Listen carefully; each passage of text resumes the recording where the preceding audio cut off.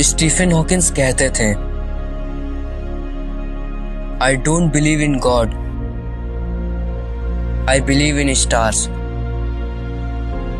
I also believe in black holes,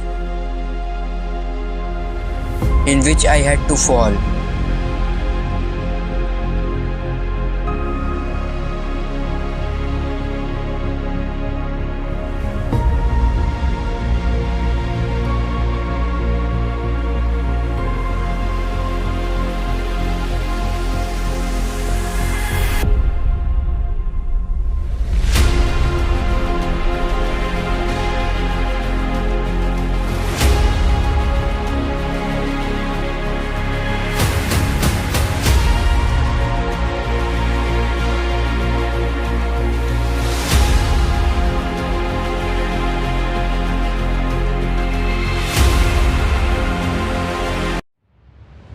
इस अनंत ब्रह्मांड में अनंत गैलेक्सीज मौजूद हैं और इन अनंत गैलेक्सी में अनंत सेलेस्टियल बॉडी रिवॉल्व करते हैं।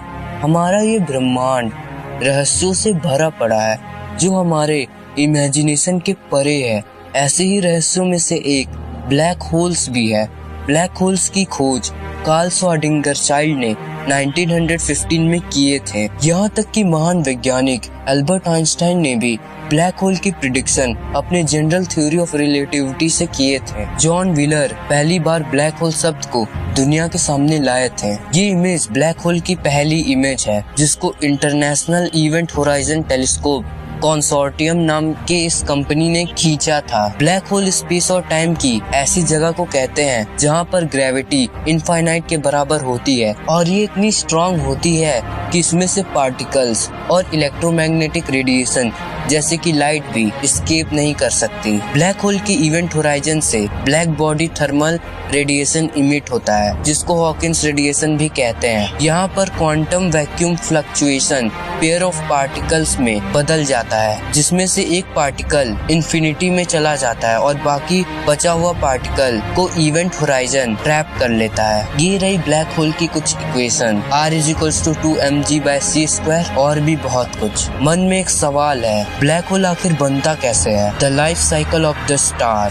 Birth of a black hole. हमारे यूनिवर्स में हाइड्रोजन और हीलियम बहुत ज्यादा मात्रा में पाया जाता है। यही हाइड्रोजन और हीलियम मिल करके एक डस्ट क्लाउड बनाते हैं जिन्हें हम नेबुला कहते हैं और टाइम के साथ ये नेबुला धीरे धीरे सिकुड़ने लगता है और कॉन्ट्रैक्ट हो जाता है और फिर एक ऐसा समय आता है जब ये नेबुला इतना कॉन्ट्रैक्ट हो जाता है कि वह एक स्टार बन जाता है। अब यहाँ पर दो तरीके का स्टार बनता है, ब्लू स्टार और येलो स्टार। ये नेबुला के साइज पर डिपेंड करता है। अगर नेबुला बड़ा है तो वो ब्लू स्टार बनता है और नेबुला अगर छोटा है तो वो येलो स्टार बनता है। समय बीतता जाता है और कई अरब साल बाद जब येलो स्टार मरता है तो वो रेड जायंट बनता है और फिर कई अरब साल बाद जब रेड जायंट मरता है तो वो कंप्रेस होकर के प्लेनेटरी नेबुला बन जाता है। ये प्लेनेटरी नेबुला सिकुड़ते सिकुड़ते छोटा हो जाता है और हम इसे व्हाइट डॉर्फ भी कहते हैं। व्हाइट डॉर्फ बहुत डेंस होता है लेकिन जब वक्त बीतता है व्हाइट डॉर्फ कंप्रेस होकर के बहुत डेंस हो जाता है और ये स्पेस में एक ब्लैक पॉइंट बन जाता है जिसको हम लोग ब्लैक डॉर्फ भी कहते हैं। ये सारा process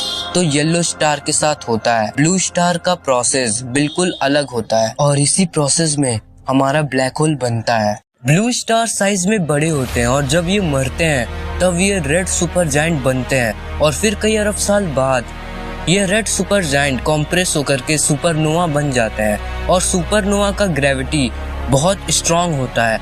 supernova red super giant explosion से बनता है। जब सुपरनोवा एक्सप्लोजन होता है तब वह या तो न्यूट्रॉन स्टार बनता है या तो ब्लैक होल। हम उन चीजों को आसानी से एक्सप्लोर कर सकते हैं जिन्हें हम देख सकते हैं और ब्लैक होल में तो लाइट पास ही नहीं होती, इसलिए हम ब्लैक होल को नहीं देख सकते हैं। हमें चीजें तभी दिखाई देती हैं जब लाइट उस ऑब्जेक्ट से रिफ्लेक्ट करके हमारे आंखों पर पड़ती है।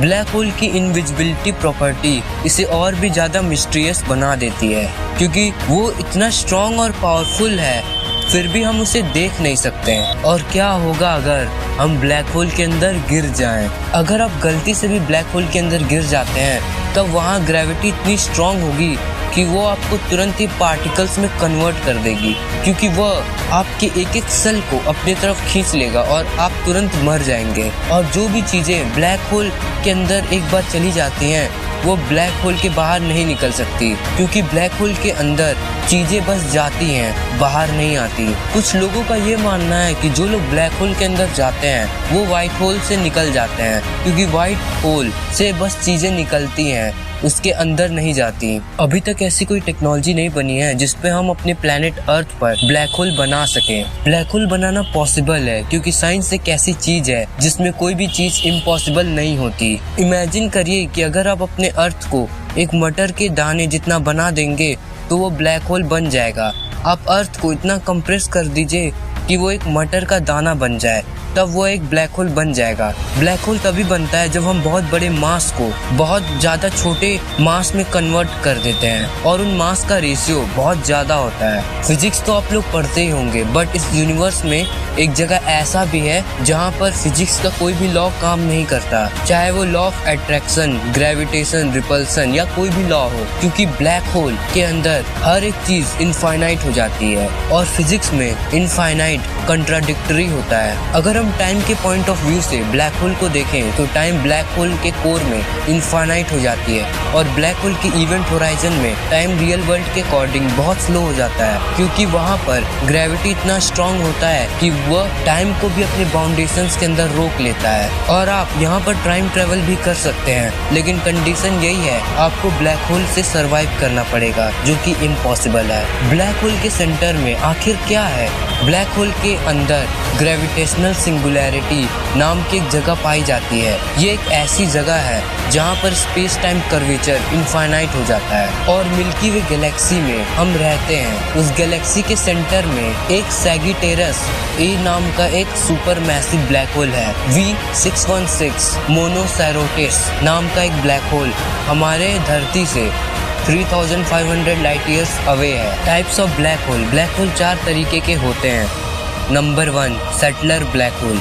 ये ब्लैक होल स्टार के ग्रेविटेशनल कंप्रेशन से बनते हैं और उनके मास 5 से लेकर के कई सोलर टन होते हैं। 1 solar mass is equals to 1.989 into 10⁻30 kilograms होता है। इसके फॉर्मेशन के प्रोसेस में hypernova explosion gamma ray burst के फॉर्म में होता है। Number 2, intermediate black hole. ये एक ऐसे तरह के ब्लैक होल होते हैं जिसका मास रेंज 10⁻5 सोलर मासेस होते हैं, जो कि सेटलर ब्लैक होल से ज्यादा होते हैं और सुपर मैसिव ब्लैक होल से कम होता है। Number 3, super massive black hole. Super massive black hole सबसे बड़े ब्लैक होल के प्रजाति होते हैं जिनका मास सन से मिलियन बिलियन टाइम्स बड़ा होता है। Number 4, miniature black hole. इसे हम लोग माइक्रो ब्लैक होल भी कहते हैं। ये हाइपोथेटिकल ब्लैक होल है और ये होते हैं कि नहीं कोई नहीं जानता। ये इतने छोटे होते हैं कि यहाँ तक कि हम इन ब्लैक होल्स को अर्थ पे भी जनरेट कर सकते हैं। ये बाकी सारे ब्लैक होल के कंपैरिजन बहुत ही छोटे होते हैं, लेकिन अगर हम